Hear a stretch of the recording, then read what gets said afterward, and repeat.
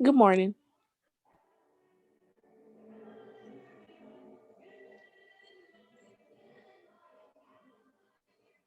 Good morning.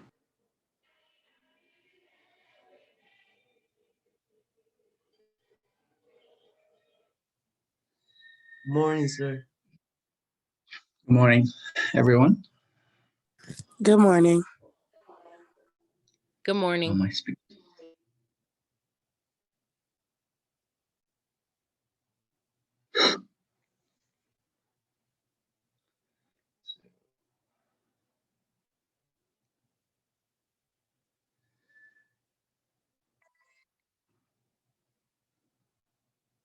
I'll be here, but I'm going to be showing you the other screen that's displayed right now.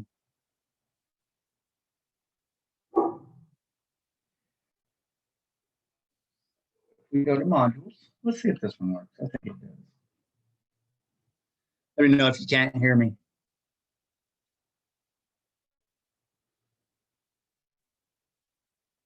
Here we are on week 2. And for today, sort of our main destination for today is to kind of lay the groundwork or the foundation for, how do I say it, like grammar, but grammar in the sense of, we're not learning grammar just for grammar's sake. We're learning how to better, articulate, mostly in writing, your ideas, through what we call standard American English, which just means stuff that they put in handbooks and whatever. As you hear me repeat, and I'm not sure what to do with this information because it's really not, all that relevant for our class, but I'm sort of a half-hearted linguist, which is a person that's very interested in language and use of language and all that. But as a half-hearted linguist, I don't have a PhD or anything in linguistics, so that's why I say half-hearted. I am of the camp that feels that language is always fluid and there's no such thing as wrong language or bad language. Effective language and there's ineffective language, whether it's spoken or, gestures or whatever it would be. So that's my personal angle on it.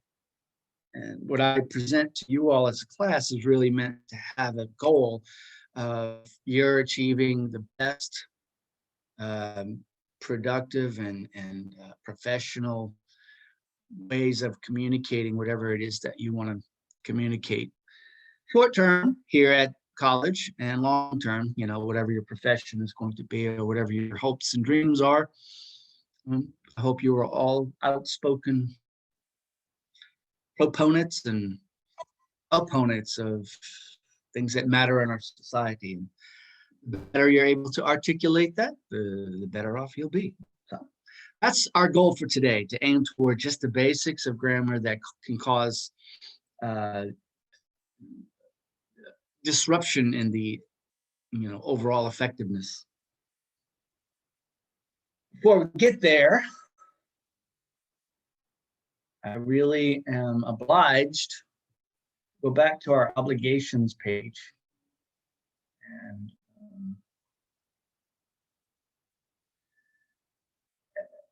as those of you who have had me before know, when I make general statements, they're not aimed at any person in particular. They're not even aimed at a class in particular. They're aimed at my general experience. And so how it applies and to whom it applies.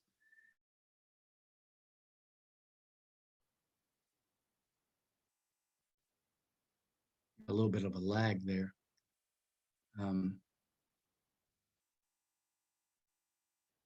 How it applies and to whom it applies is open for your own personal interpretation. I just try to express to you where I'm coming from as the instructor, so you and I don't have differences and conflicts or contentions or whatever. All right, I don't know why it's not showing the whole thing here.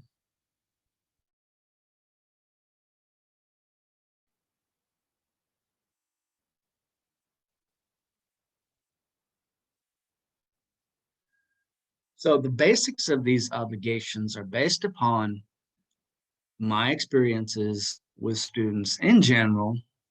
I mean, you can find lots of videos from instructors saying, this is what you must do, 1, 2, 3, 4, 5, in order to be successful at the college, level, or any level for that matter. Mine is partly that experience, but it's also my experience with teaching online even before COVID, and especially teaching online since, COVID and lockdowns and, no campus environment.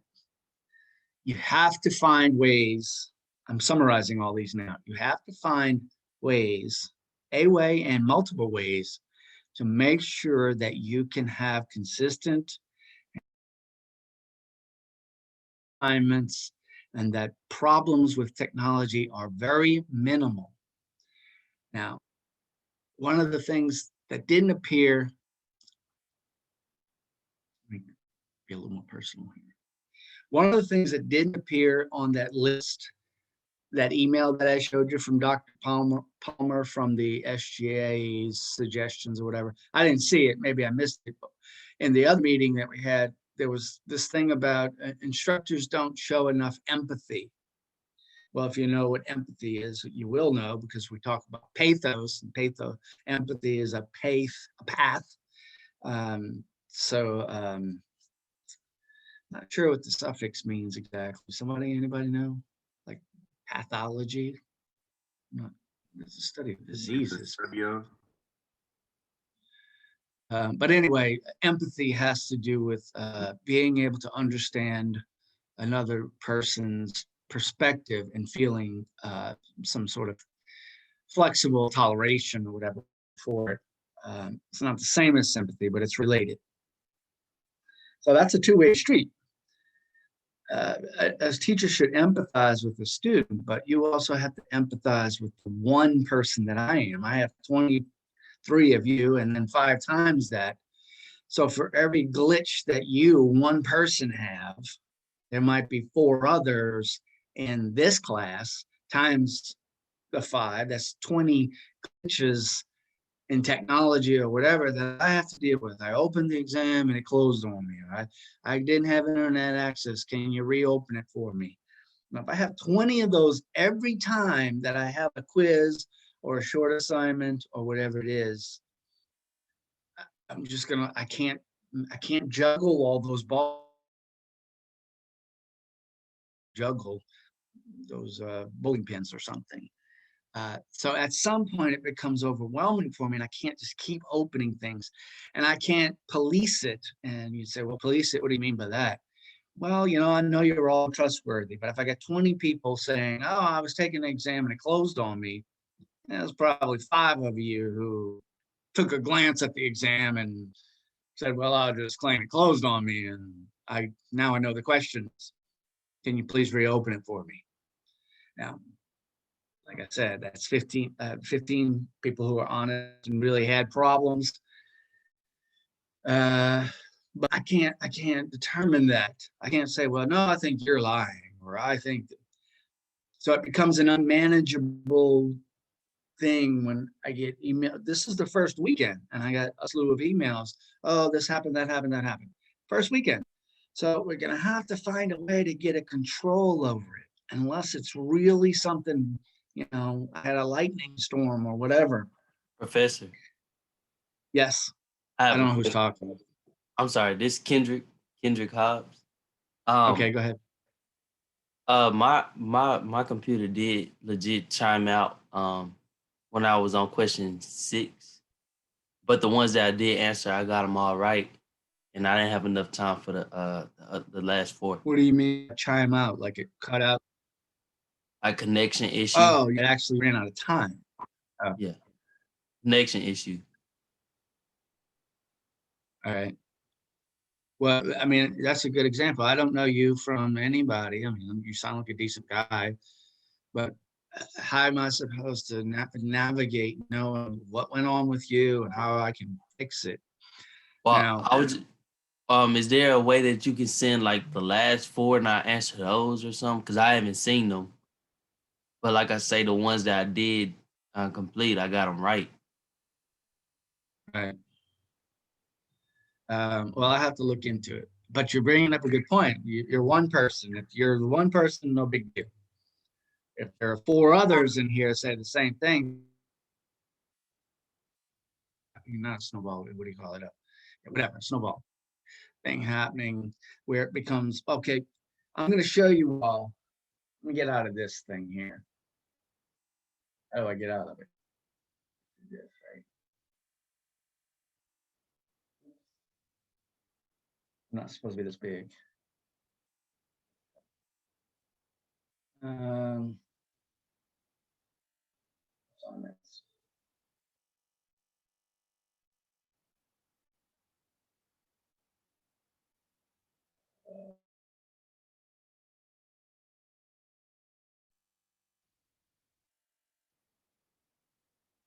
So so Kendrick has contacted me through email, let's pretend. So I say, okay, well, let me go check and see. Actually, what I would have to do first is moderate this quiz. And then it tells me what's going on with students, okay? So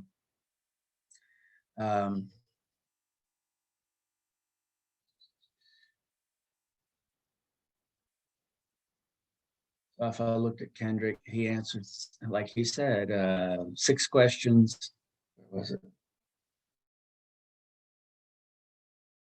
Minutes. So that's what it tells me. So I can set this. I don't know if I can do it here. Let's see. I can add an extra attempt here.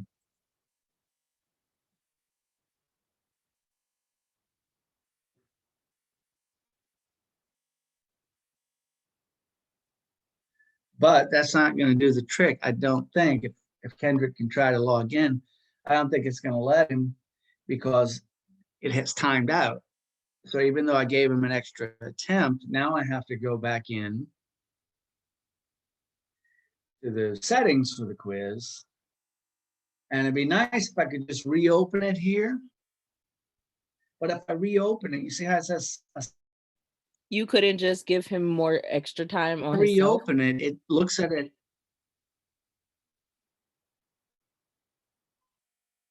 No, I can't give him extra time because this is timed out. It's closed. So if I reopen it, it reopens it for everyone, and then it's going to show in your grade book as the rest of you didn't do it. So what I have to do then is I have to go find, which I'll do because I'm there. I have to go find, I don't know why it's not showing me.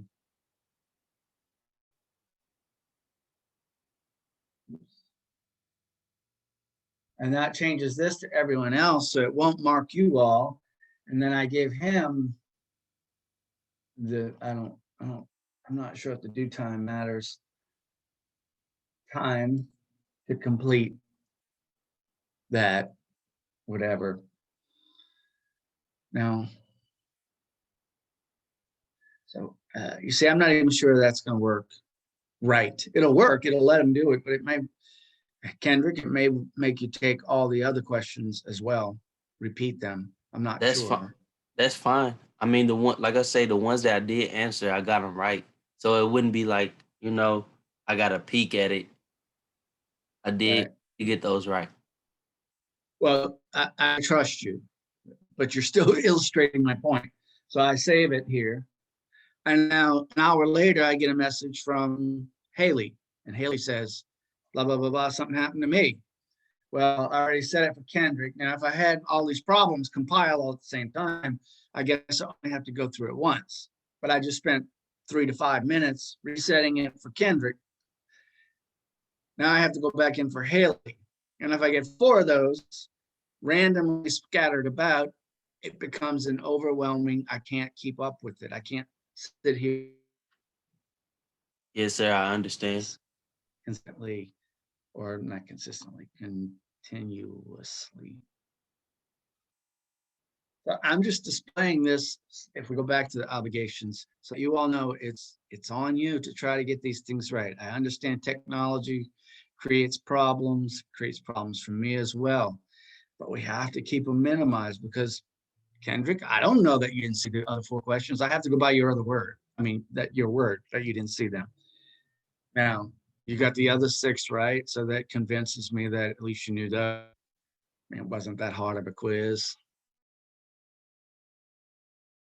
So what I'm telling you all here is we want to get along.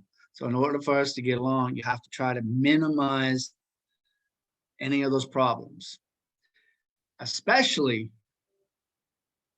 not waiting till whatever, when this was due, it's changed now, but not waiting till 11:55 on January 25th to be taking the test and run into a problem so that the next day I have to reopen it. You contact me Sunday afternoon or Monday afternoon, whatever, then I can go in and, like somebody said, I just extend your time or just give you the extra attempt. I don't have to go through all the rest of that stuff once it's closed. That's that. We don't need to look at that anymore. That can close.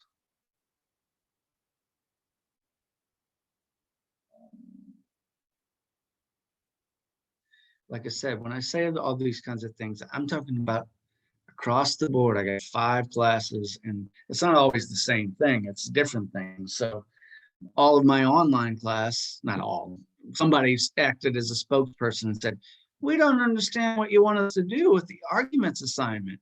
Well, that's because you didn't look at the video where I explain it. You just try to open it and say, "Well, what's this all about? I'll get this done." Don't do that. Uh, you think I'm being a smarty pants? I know students in my experience. I tried to take that test. Well, you got 0. Yeah, because I didn't read the book. No, that's not a good reason to, get to retake it.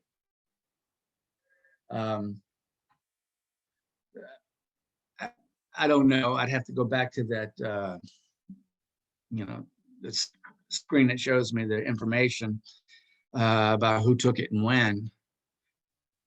But there are students who like rush to take something as soon as I post it. They don't way. Well, that's not going to be very successful for a lot of people. And then there are those who rush to take it and get 10 out of 10 in about 30 seconds. And then I got to go, wait, what's going on there? I don't know what's going on. I have to figure it out.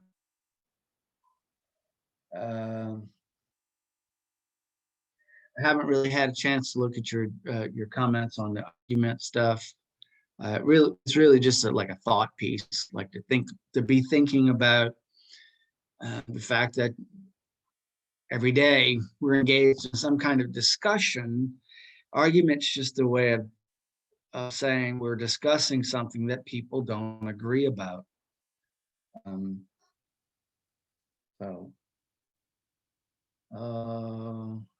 Let's see if I can remember. Shamalis? How do you say your name? Shamalis. Shamalis.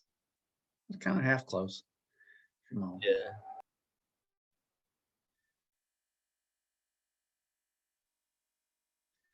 All right, so now I'm going to show you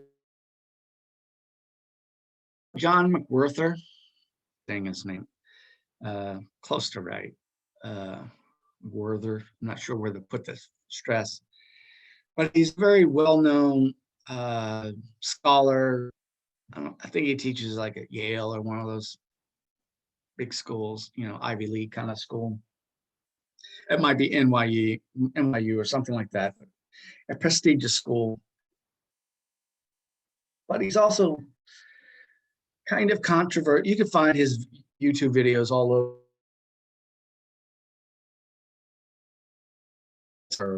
Or whatever it might be. I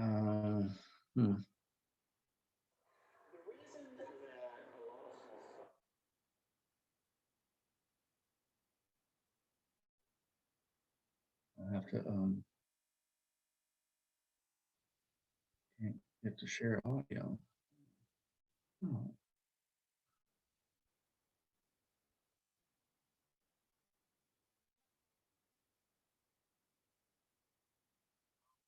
Okay. Back to share. It up. Oh, that's not gonna work.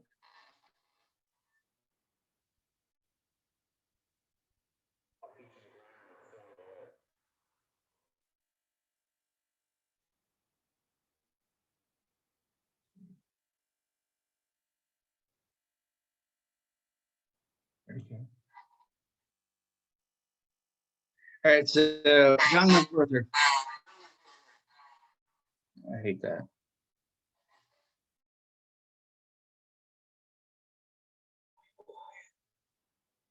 We'll let him talk, and then I'll take it.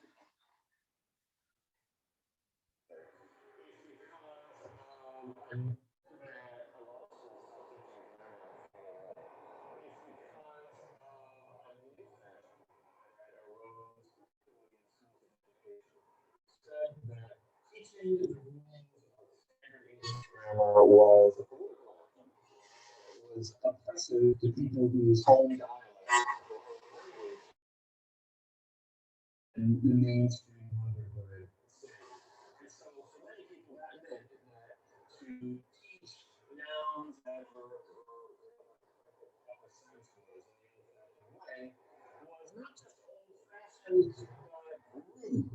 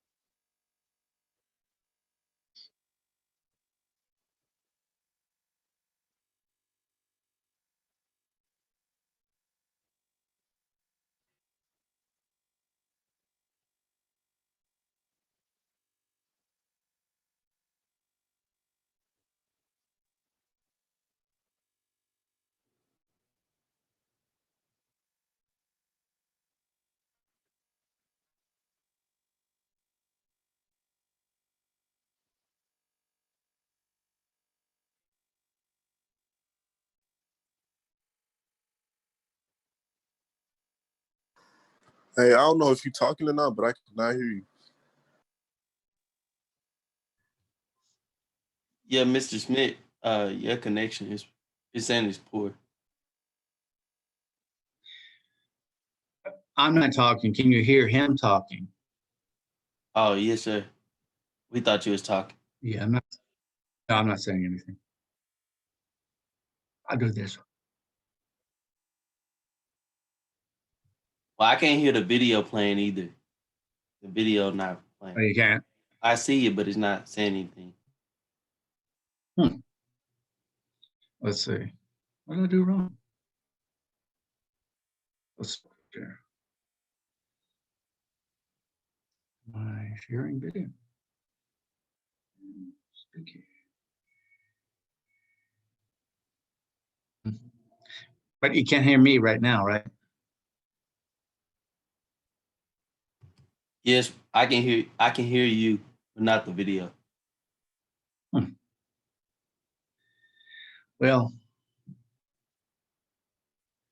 I'll give you the summary version of what he's saying in that video.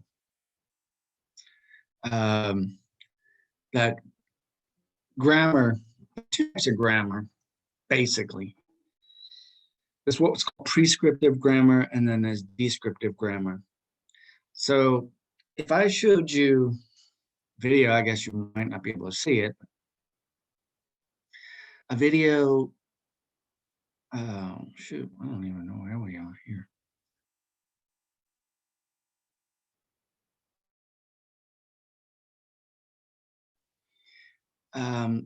Prescriptive grammar is sort of like if you had a textbook that told you what's right, what's wrong, don't do this, do that. So it's prescribing. It's just like a doctor prescribes you medication. Take this 2 times a day, whatever. So prescriptive grammar wants to tell you how the right way to do it is.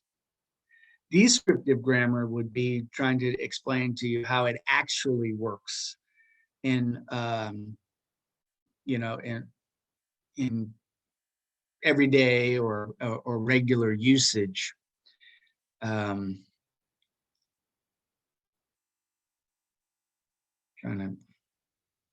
If I shared, I'm not sure it's going to work, but we'll see.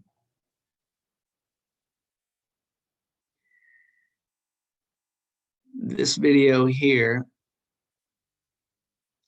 McWhirter, the same fellow, same interview, he's still on the park bench or whatever, talking about African-American English vernacular. Now, I should make a side note here. Those of you who have had me before know what a microaggression is, right? Anybody want to, if you have had me and know it, or if you haven't had me and you know what microaggressions are, inform us. Anybody? A microaggression was basically like, I guess you unintentionally, in a sense, you unintentionally are racist. So like, I guess assuming that all Black people eat fried chicken or like Kool-Aid, or like something, I guess like Asian people eat rice and stuff like that. Correct. Yeah. So you're right. It's unintentional is a strong word, but you unintentionally say something offensive or do something offensive to a race, to a person of another race, or it could be sexist. It could be a lot ethnic. Oh, you're a Muslim, or religious. You must, do certain things. So you're making big assumptions about a person, people, because of some stereotype. So I'm making the side note because I'm talking about African American English vernacular. It's also known as Black English vernacular.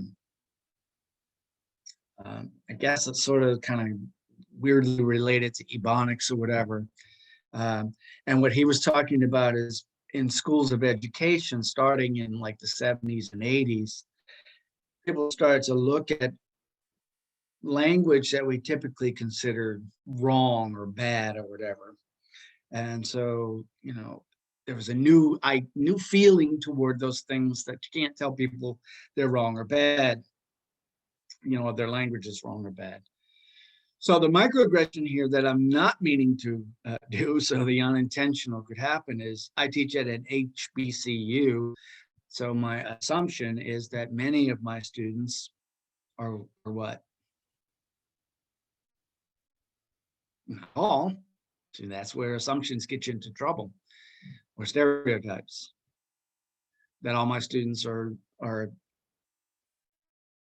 you can make all kinds of assumptions. If you had me last semester, we talked about cultural identities. I can make the assumption that you're all young Black Americans, predominantly from Texas or Southeast Texas. And I would be wrong, probably in, I don't know, 70% of the cases, for a variety of reasons. So I can narrow it and say, well, okay, you're not all young and you're not all from Southeast Texas, but you're all Black Americans. I'd probably be wrong in about 40% of the cases or whatever. That's what I'm not trying to do. I'm just taking not an average, I don't know. I guess I'm making an assumption that many of you can either come from a Black cultural background,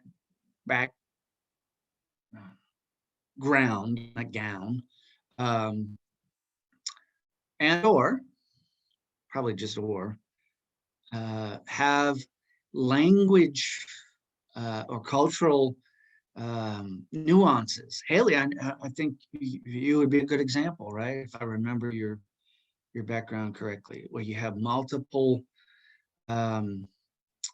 influences on who you are, language-wise, in your case, language, culture. Am I right about you? Am I remembering the French Yes. background? No. That was I think that was Shamala's. No, that wasn't me. But I do have different types of backgrounds and okay. Yeah. Sorry if I'm confused. Somebody came from like somewhere else and like mom was French Creole or something. But anyway, if you can understand that, you get where I'm coming from. I'm not really talking about African American English. I'm just making an assumption about many of you, 70% or whatever. But it applies no matter whatever cultural / linguistic language background you come from. The whole message here is that whatever you bring to the situation, you're not necessarily wrong or bad. Indeed, if we watched, I don't think I have it here. There's a video explaining African American English vernacular, which a lot of people take exception to the terminology African American, because that could be somebody from like Uganda or something like that, or someplace in Africa, who is now an American, and how they speak, or he or she speaks, sorry, which would be totally different from Black American English, which has a history of development all the way back to 19 or whatever it was. When did we first start coming over here? 1619? I think it was 1619. Bad in my history. So the bigger message is, as we talk about grammar, we're talking about what Mr. McWhirter just referenced as standard English that can benefit people who are trying to achieve some kind of communicative end. Because any kind of sub language, and sub is not a negative word, it just means, part of a bigger picture, is not going to reach as many people. So as hip as I would like to think I am, if I were listening to a conversation among some of you, because of your age, your cultural background, and all that, I would probably miss out on a bunch because I just wouldn't get it. And that has nothing to do with slang. Slang is a different beast altogether. Slang is much more fluid. So some of you might use slang and that somebody else doesn't know, right? Because it's new or it's old, whatever. But if I showed you that video, and you can find it, it's basically a grammar lesson on African American English vernacular. And not only is it not wrong,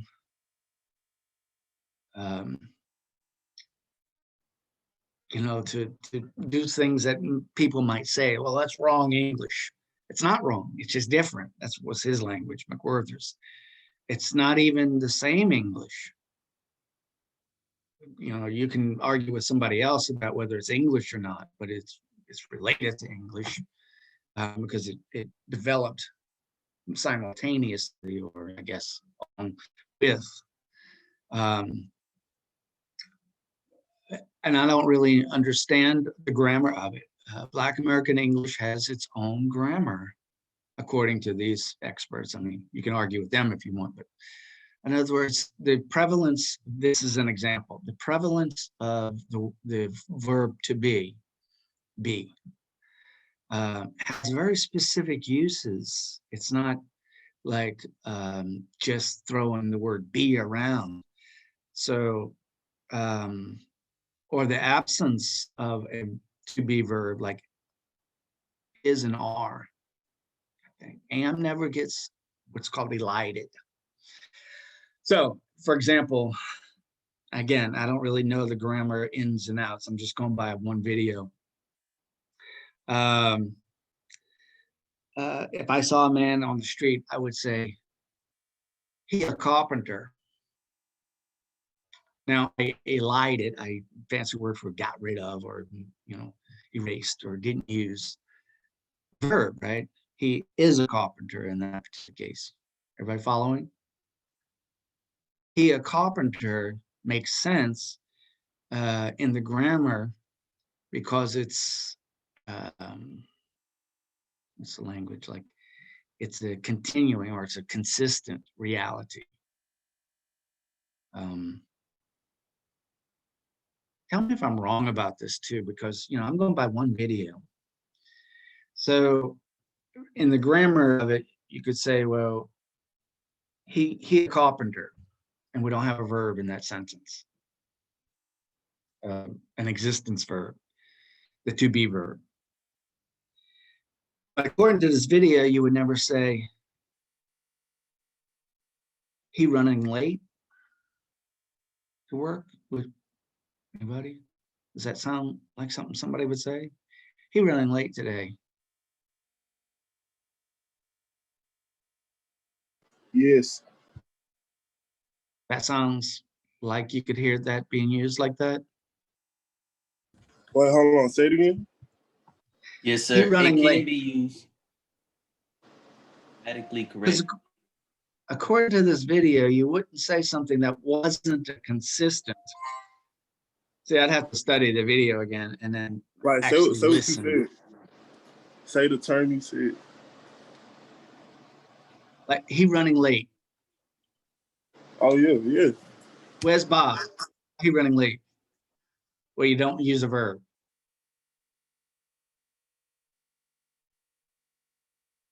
It depends how the person posed the question as well. Yeah.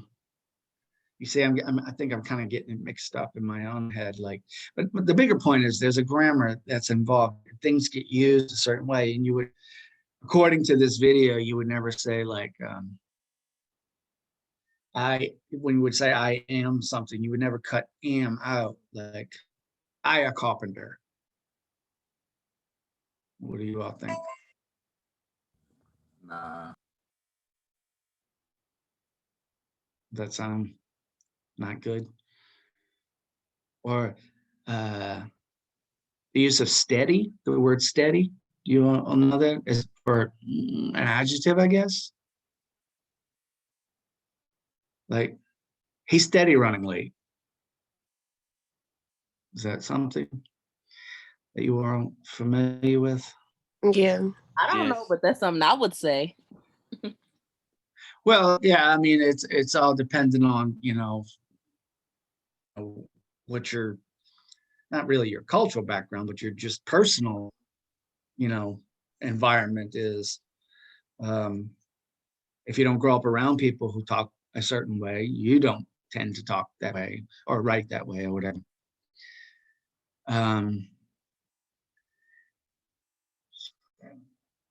But just to be sure, this is not supposed to be a grammar lesson in Black English vernacular. That's not the point. The point is that we all have, if you watch other videos about it, it's about little kids who have, you know, you grow up in an environment and they hear things one way, and then they get to school and the school teacher's like, no, that's not the right way to say it, or whatever.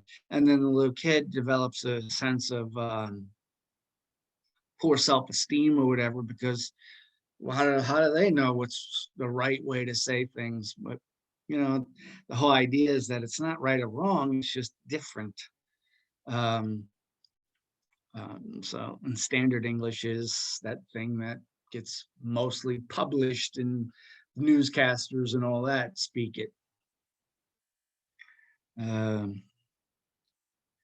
So, any questions about that? I don't want to belabor that point too much.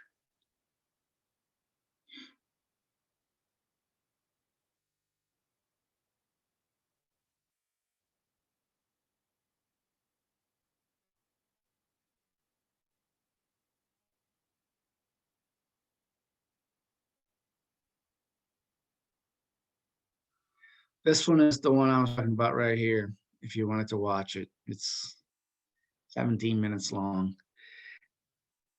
And oddly enough, this fellow who is the presenter or announcer or whatever, he doesn't sound like he's from, he speaks English, but he sounds like he's from somewhere else.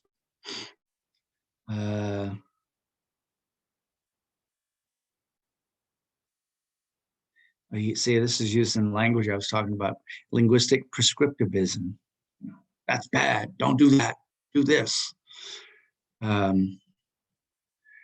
Just as a side note, as a linguistic side note, all language leans toward simplicity as it develops, as it evolves. So he makes, John McWhorter, guy I was just showing you, he makes the point somewhere in the video that the way he talks, which sounds very kind of proper or standard or educated in the 20th century, 21st century, he would probably get looked at funny in the 18th century by people who thought he was talking sloppy, because language, even though he's well educated and all that, language just tends toward finding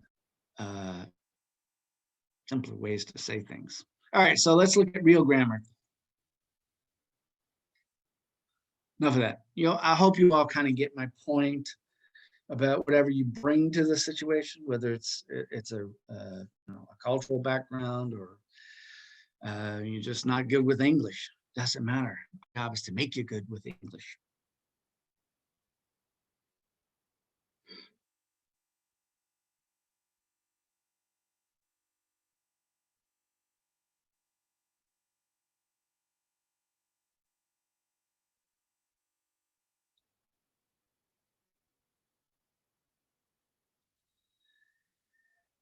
So here's just a paragraph that I borrowed pieces from, various articles on the millennials. I'm not sure what the millennials are. I know that you all are probably millennials, but I'm not sure of the cutoff date. Some articles said it's in the 30s. You could be a person in the 30s and be considered a millennial.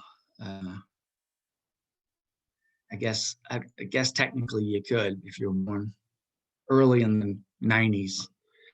I guess millennial is defined by having been alive when the clock changed from 99 to 2000 or whatever. But most of the millennials would be teens into the 20s. So, anybody can you read that? Anybody? Is it displayed enough for you? I can read it. Appreciate it. The whole thing, or there's just the first paragraph? Just like the first paragraph. Okay. The upcoming generation of teenagers to those in their early 20s, the millennials, are a new type of generation. They have proven to be a very educated generation. Despite hard times in the economy, yet they still face criticism from their elders and on their work ethic. They seem to all be lazy and not interested in working, although not all millennials are like that. They just have different values in life and balance work life with free time. The criticism of their work ethic, which has many questioning, do millennials have a strong work ethic? Many older people think the millennials are narcissistic. How you pronounce that? Narcissistic tech addicts who don't take any You got it. job seriously. Narcissistic. Okay, narcissistic tech addicts who don't take any job seriously and slack off. What any other older person don't acknowledge is how the down economy makes having a strong work ethic hard because there aren't many rewards for putting forth extra effort. Okay. So in your reading, I think I detected some stumbles at places that probably should give you stumbles because there's something not quite standard there. Anybody notice those, including Kendrick, if you want to point them out?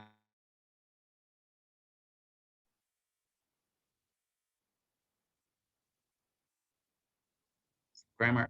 We're looking at grammar errors. Some of these were actually in the article. Some of them I created. So.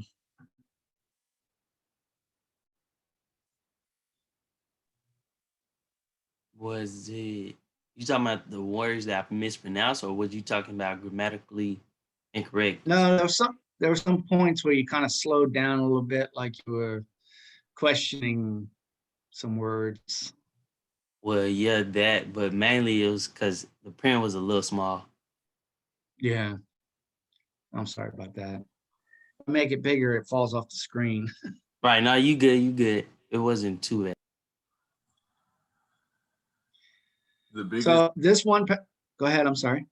The biggest one I noticed when he was reading, many older people. Wait, hold on. What any other older person don't acknowledge is how the economy. That's where it's Yeah, weird. I heard him slow down right there, like he was questioning that word. Any older person, what should it be? You can take out other, or I feel like other shouldn't, or any one of those words. I feel like it's making it too wordy. It is. I did that to try to get that subject verb error right there. It probably should read what older people, right? What older people don't acknowledge. Yeah.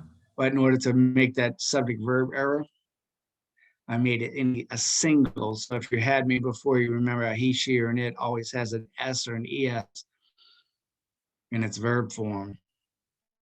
So we have a subject verb error right there.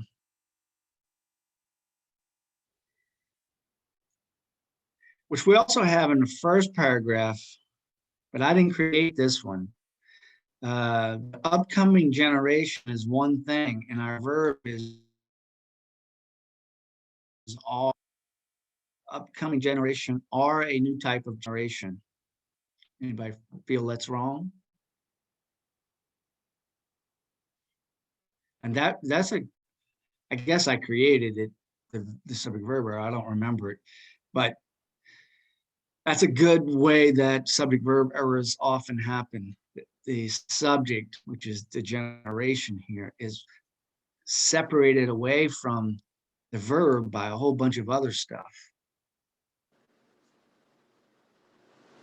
So what Mr. Schmidt would do if he was grading your paper, annotating your paper, I can't do it here, but I would circle this and point like with an arrow to the verb, and maybe put SV right there.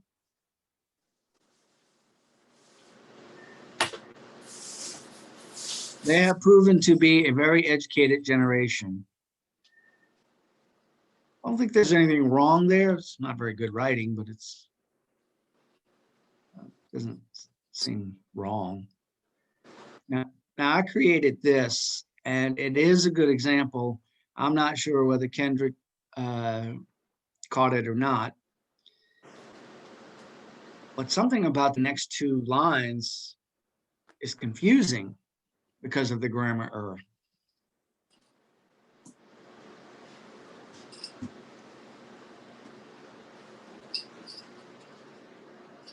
This right here is a fragment. We'll talk about that next week. It's not a sentence, and it has all the characteristics, the superficial characteristics of a sentence. It starts with a capital letter, ends with a period. This is not a completed idea. Usually when you have a fragment, it wants to go with somebody. So does it go with this part, or does it want to go over here? It's gonna go with the next sentence. That's what You makes could probably put a comma. So despite the hard times in the economy, comma, and maybe take out yet. correct. We could. I'm not sure that's what makes it make sense, because either way, you're going to ask, well, what do the hard times have to do with facing criticism? Or what do the hard times have to do with being very educated? That's not a grammar error. That's just a writing error, probably. Like, what do you think? What do the hard times have to do with being educated or facing criticism?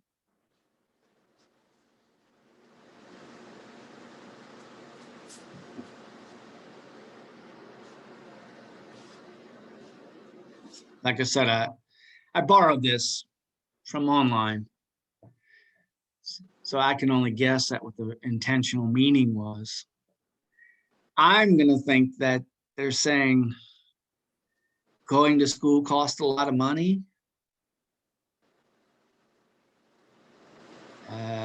but they were still able to be educated. But I could also make sense of this too. All right, moving along. They seem to all be lazy and not interested in working. Is that all of you? You're lazy, you're not interested in working, you millennials?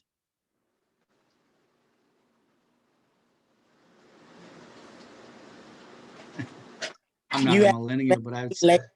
I'm pretty sure we all like to get our money.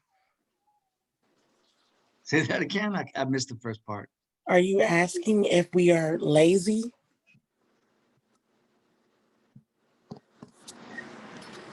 Lazy? Are you lazy? And do you not? Okay, you stuck. What was the question? I'm just asking if this article here is correct, that you're lazy. Well, they're not. The article's not saying, but older generations think millennials are lazy, not interested in I ain't working. gonna lie. Yeah, they do think I'm that. kind of lazy, but like I got 2 jobs at the same time, so they can call me lazy all they want, but I showed them I'm not. Right. I could talk about how the previous generations are lazy. Yeah, like Yeah. it's a whole generation of fatherless children. Like, how you gonna call us lazy? It's a whole generation that calls me in the room just to get the remote off the dresser. So Okay. No, for real.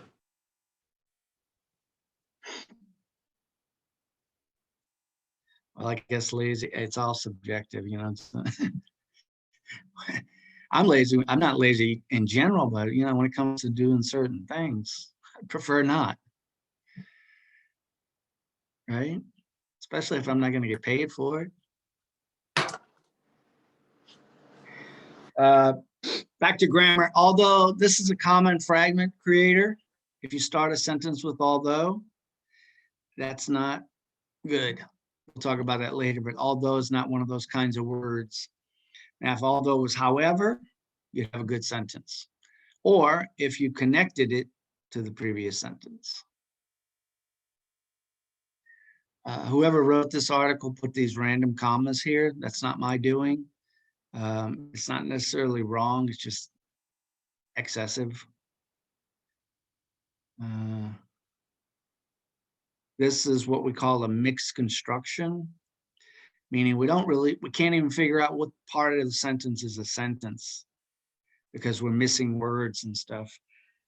The criticism on their work ethic is like one noun, one long noun. And then we have a modifier for that one long noun. We don't know what to do with it.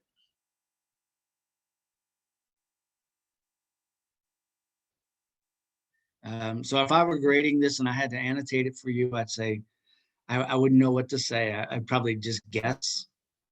About 50% of the time, I'm wrong about what the student meant to say. I just threw this one in for, you know, kicks and shiggles.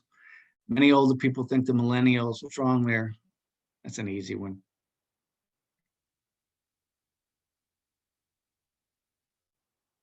Don't use apostrophes for plurals. Who knows what narcissistic means? You're supposed to go, I do. I know everything.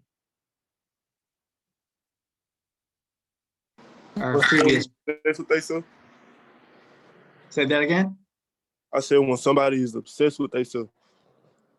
Correct. Can you think of any presidents in our recent past who might be a little narcissistic? Trump. Even if you like them. no, but Even if you're I know somebody who is. Who's that?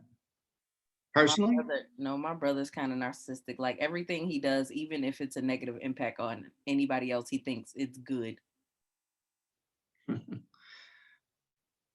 It's perfect. So like he'll clean his room and leave like the trash bags at the end of the stairs, but everybody else will trip on the trash bags and he'll just be like, well, I clean my room, so I guess it's good. Right. Yeah, it's being very self-involved. Yeah. At the expense of others.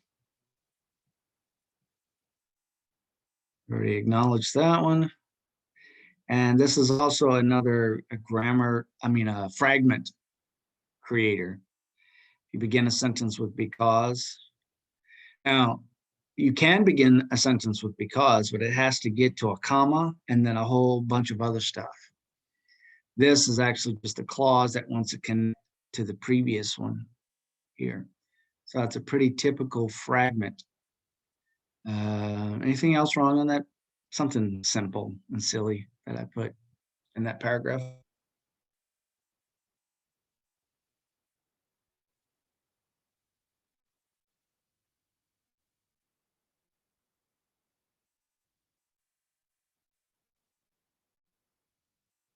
If you were born after 3 siblings, you were the 4th born.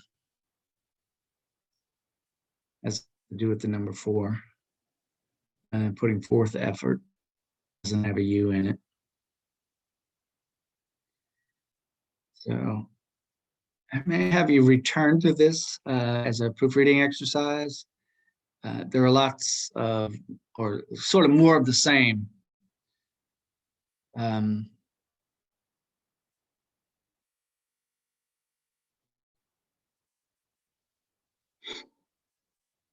So for this week's activity, which we'll get around to on Thursday,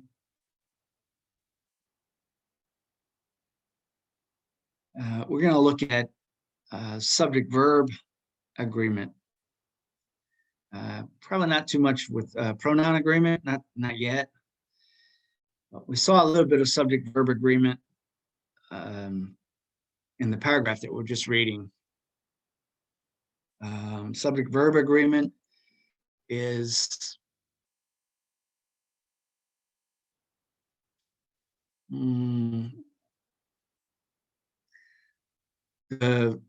how do you say, like, it's one of the least problems that happens in college writing, because by the time you get to our level, you kind of have worked out a lot of that.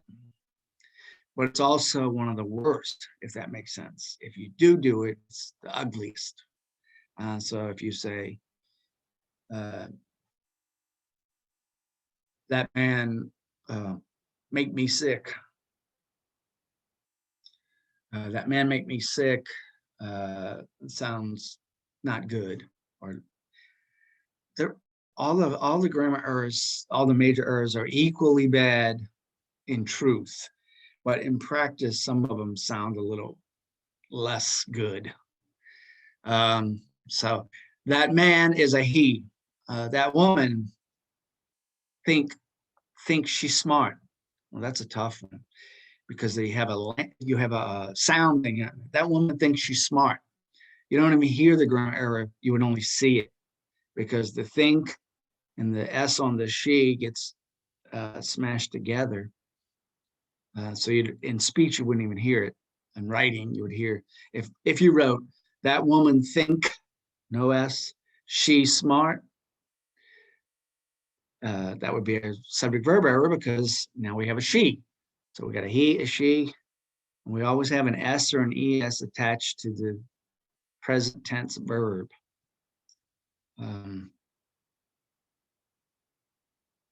That car, it's an it now, that car. Give me a verb.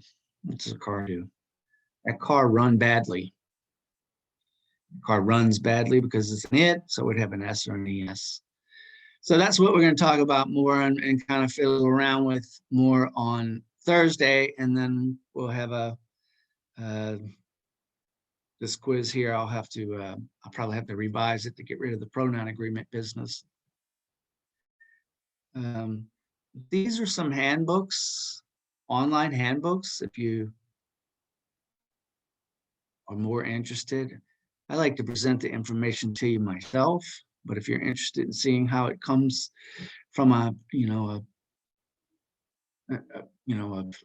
.edu or in this case it's a .gov, whatever, the rules. That's my he shit rule, by the way, if you've had me before. It's a memory thing, he shit. It's got a bad word in there.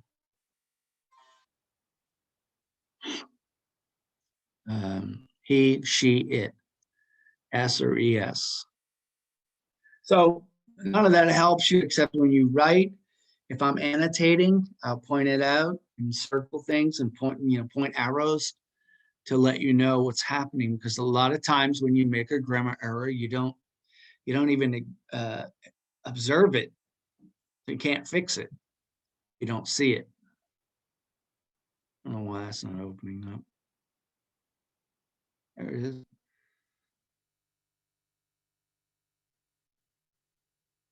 McGraw-Hill, I saved this one because McGraw-Hill is a famous publisher. By famous, I don't mean like famous like Kanye or somebody. I mean just well-known. I don't know, is Kanye still famous? Or is he used to be famous? He still is. Nobody want to weigh in on the former Mrs. I think somebody loses Kardashian? fame. You don't think? Oh, you can't hear me. Okay. What do they mean when they famous. call somebody a has-been? Is he a has-been then? A was-been? Well, It's when hard to he tell in COVID times. right. Go ahead, I'm sorry. I don't listen to Kanye, but he has dropped some music within the past few years. Like I say, I don't listen to him, but a lot of people think he went crazy, so they fell off. So he's not at top of the key like he was at one point in some people's eyes. Yeah.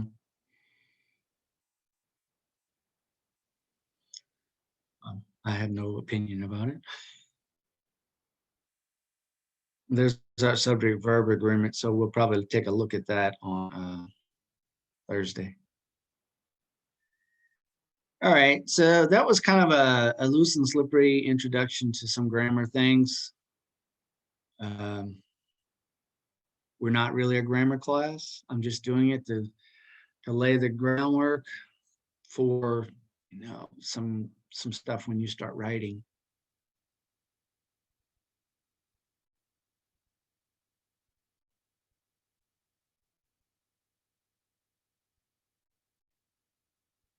Here we are, it's Tuesday, right?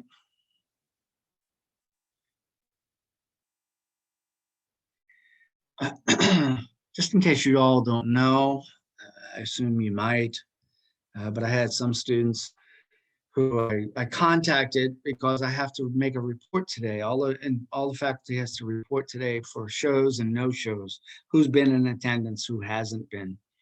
So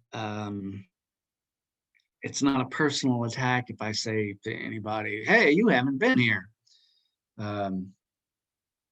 It's just taking reports. I think, Michaela, are you here today?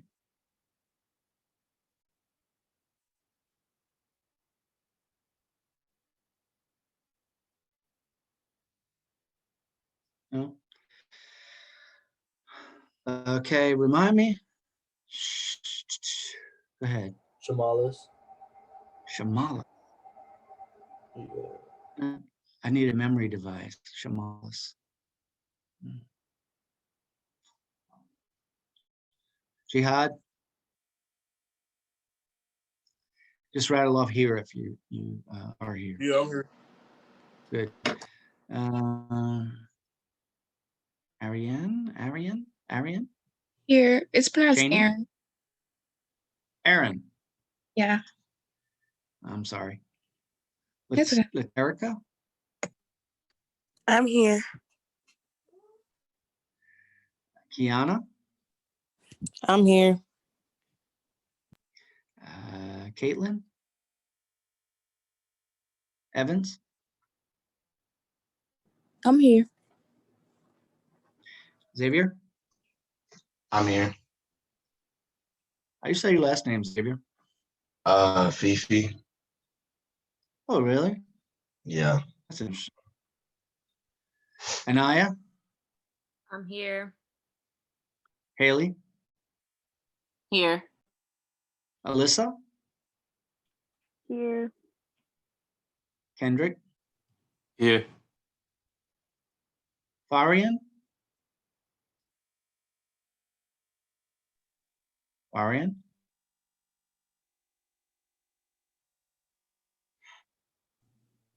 Madison?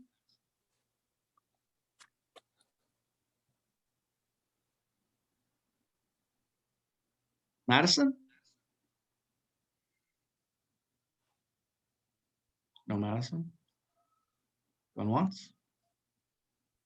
Farian? Could have sworn I saw your name. Are you there? Where am I? Oh, you told me this the other day. Mirandi? Here, it's pronounced Me- Mirandi. Mirandi? Yes, sir. Kiana? Here. Kiana? Okay, Here. Jaleese? Here. Ruben? Here. Phyllis? Here. Jameson? Here. Am I saying it right? Or is there an extra syllable like Jameson? Jameson. No. Yeah, it's just Jameson. Okay. Janacia, Here. Khalees, Here. Victor, Here.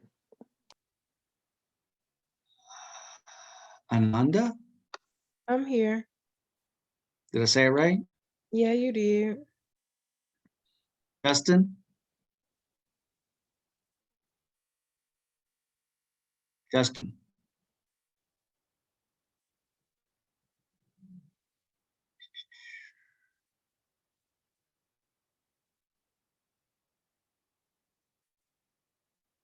oh, Justin, Michaela. Here. Okay. All right, everyone. So Thursday we'll talk more about, well, I'll return to argument and we'll also talk about subject verb agreement and prepare you for a short quiz on subject verb agreement. If you're interested, watch those videos on your own. I'm sorry that they didn't play very well.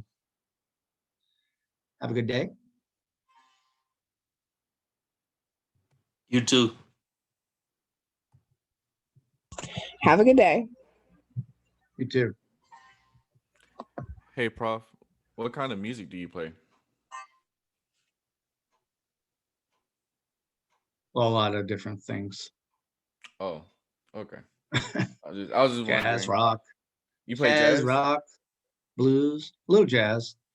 Okay, that's Not what's really like contemporary jazz, but up. You know any standards? classics. Yeah, a few. Like Okay, that's cool. I was autumn wondering. leaves and I play stuff like that. I play trumpet, so I just noticed your guitar from the Ah. background. Hey, I just bought a trumpet. I got a trumpet for Christmas. I'm trying to teach myself to play. Oh wow, that's cool. Yeah. I could give you some private lessons for the low. Okay, I'll keep that in mind. All As soon as I right. learn how to play. I'm still working on my C, D, E, F. Your skill. Yeah, Yeah, I'm you getting gotta there. get down to the basics. That's what's up, though. Yeah, I was yeah. just interested. That's cool. Have a good day. Okay. You too.